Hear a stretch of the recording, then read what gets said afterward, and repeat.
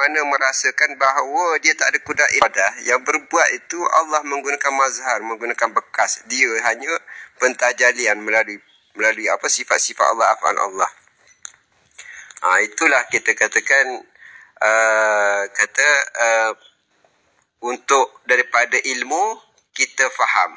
Bila faham ada kesedaran. Bila ada kesedaran kita ada perkenalan. Mana dah sedar daripada ilmu tu ada Allah, kita faham Allah tu ada yang berkuat iradat kebesaran Allah.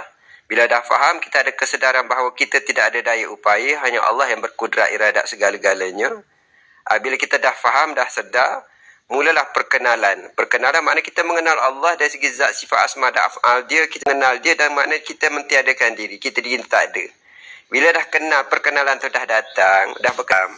Bolehlah melihat, memegang, menyentuh, berbicara. Lepas tu bila dah kenal, takkan tak kenal dah. Bila dah kenal. Bila dah kenal tu, zahir dah batin dah nyata depan mata.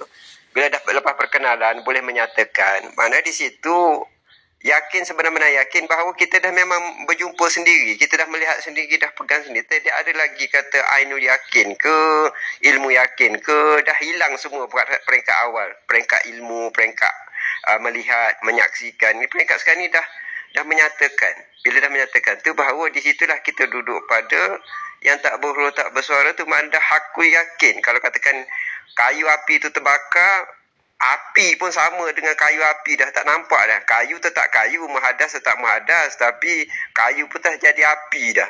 Merahnya sama, warna sama, bahan sama, bakar, mana kepanasannya sama, dah tenggelam, dah karam dalam wajhullah dah. Jadi nak bawa dia orang ke situ susah. Dia orang tahu ilmu yakin, dia kena yakin. Yakin macam mana? Bila dah dapat melihat, mengenal, bersentuh dan merasa tu, itulah bila kita dah boleh menyatakan, itulah sebenarnya yakin. Bila kita dah kenal, itulah maksudnya yakin, bahawa kita dah boleh menyatakan, boleh menunjuk, boleh menzahirkannya.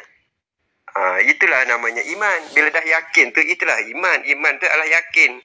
Beriman ni, kalau ada benda yang gaib, maknanya gaib tu dari segi mereka, dari segi kita tak gaib. Rukun Islam tu yang 5 tu, perbuatan zahir, puasa, zakat, solat, Mekah, haji, semua tu Islam.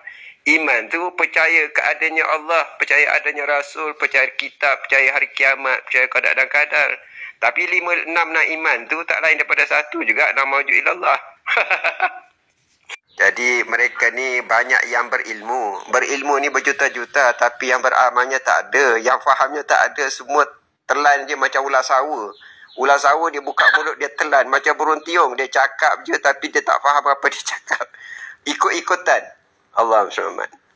Kenal dulu baru boleh beriman. Kenal Allah awaludin ma'rifatullah kan. Kenal Allah dulu baru boleh beriman dengan Allah.